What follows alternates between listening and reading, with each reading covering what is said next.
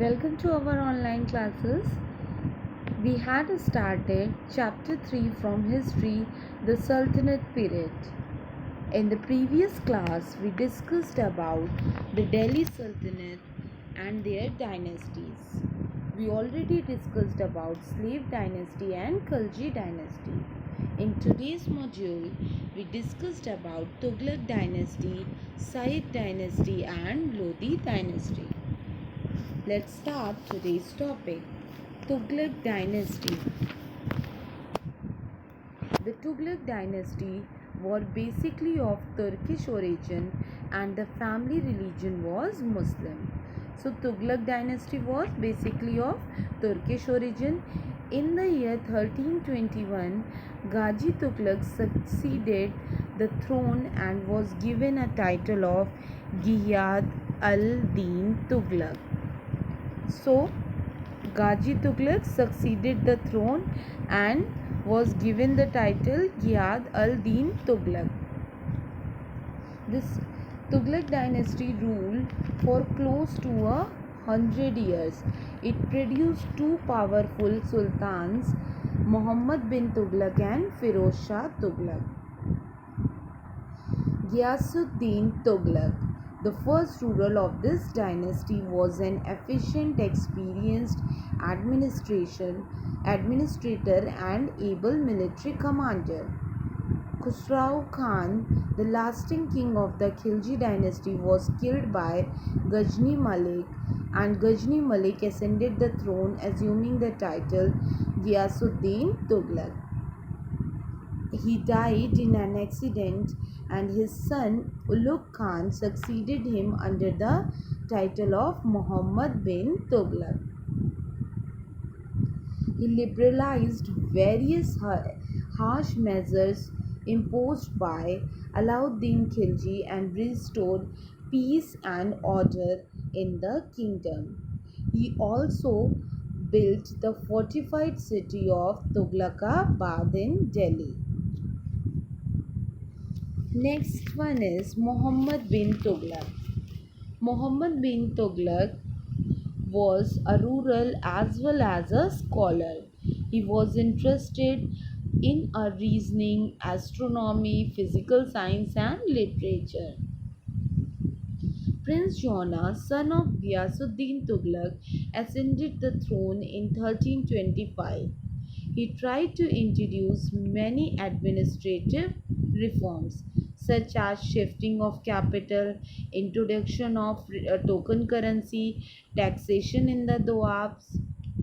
So these are the administrative reforms done by Muhammad bin Tughlaq. He died while campaigning in Sindh against Taghi, a Turkish slave.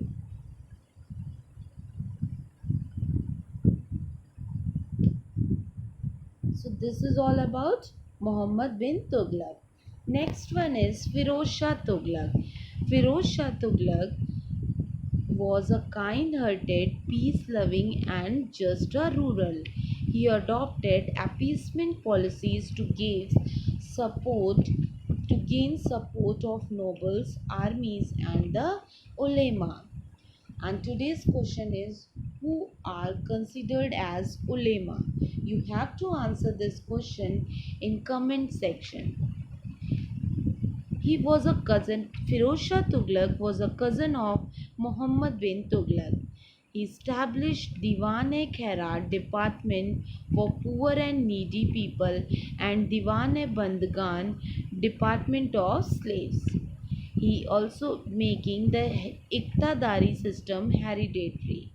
The Tughlaq dynasty would not much after Firoz Shah's death. The Malwa, Gujarat and Sarki kingdom broke away from the Sultanate. So this is all about Firoz Shah Tughlaq.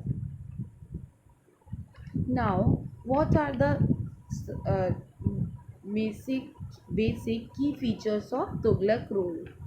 The Sultan. The Sultan was all powerful and he needed the support of the noble to rule. There was a constant struggle between Sultan and ulema during this period. Muhammad bin Tughlaq tried to curb the powers of the ulemas. Firoz Shah Tughlaq, however, was lenient with them. Under the influence of ulemas, Firoz Shah brought back the Sharia's law and ruled according to them. The nobility. The nobles were very powerful group and most of them were Turkish and or Afghan. The rurals gave high posts to their slaves, and some were governors and others military commanders. Ibn Battuta Barani mentioned many people of humble birth who became nobles during the period of Muhammad bin Tughlaq. This includes the Ratan and Feroz, both barbers, Najib, a musician, a cook, and Ladla Pira, both gardeners. There were four departments or pillars of administration: Diwan-e-Wizrat, concerned with finance; Diwan-e-Rislat, concerned with religious matters; Diwan-e-Arz, concerned with military affairs; Diwan-e-Isha, concerned with royal correspondence.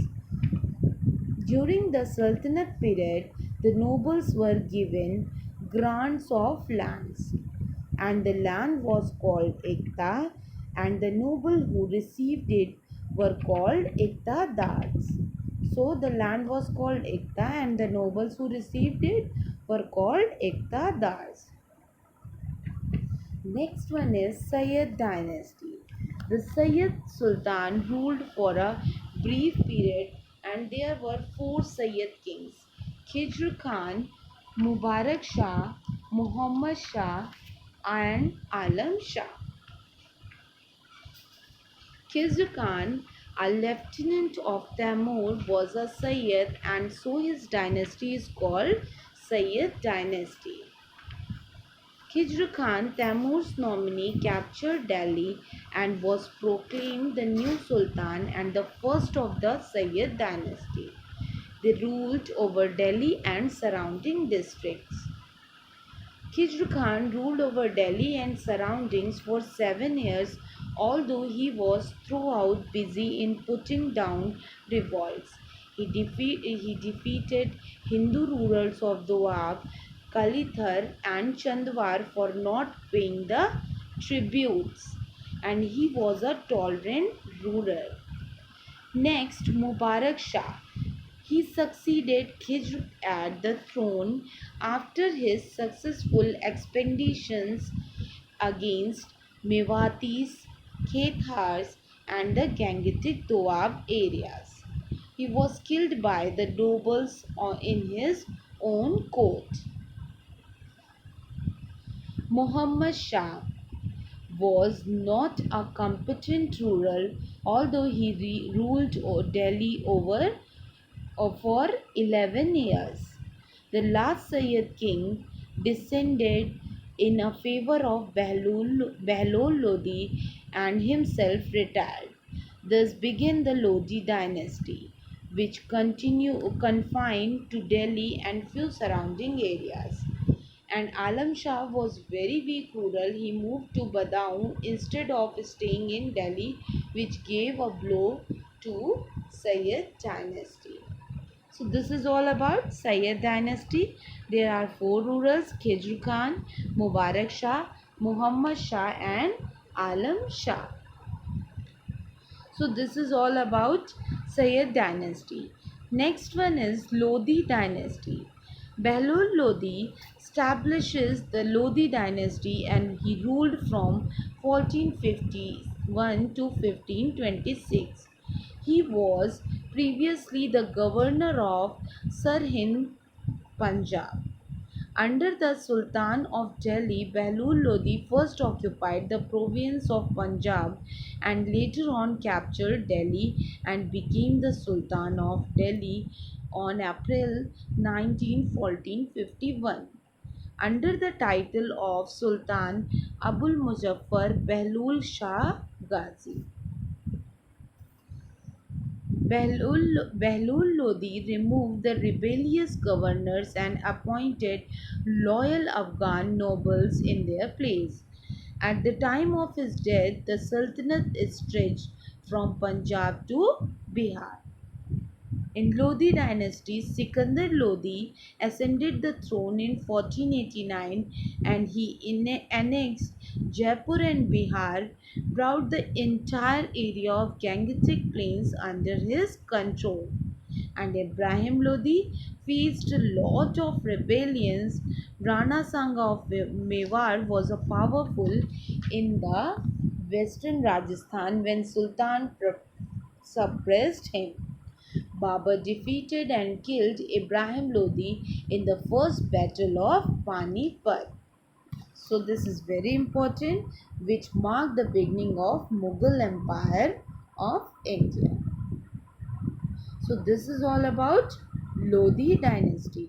Ibrahim Lodi was the last of the Delhi Sultans. Babur, the king of Kabul, defeated Lodi in Battle of Panipat 1526 AD and thus Mughal rule established in India. Economic conditions during Delhi Sultanate. Agriculture was a major occupation at that time. Land was the source of production. Produce was generally sufficient and the village was self-sufficient unit. Industries. There were villages and cottage industries. The labor employed was the family members and the techniques was conservatives. There were industries of sugar, scents and spirits. What about trade and commerce? Inland and foreign trade flourished. As per the internal as for the internal trade, we had the various class of merchants and shopkeepers. And tax system, the Sultan and Delhi Sultanate collected five categories of taxes which fall under the economic system of the empire. So this is all about this chapter. From above, we had learned the Delhi-based sultanates, mostly of Turkic and Afghan origin in medieval India. The sultanates ruled from Delhi between 1206 to 1526 when the last was replaced by the Mughal dynasty. This is all about this chapter. Thank you, students.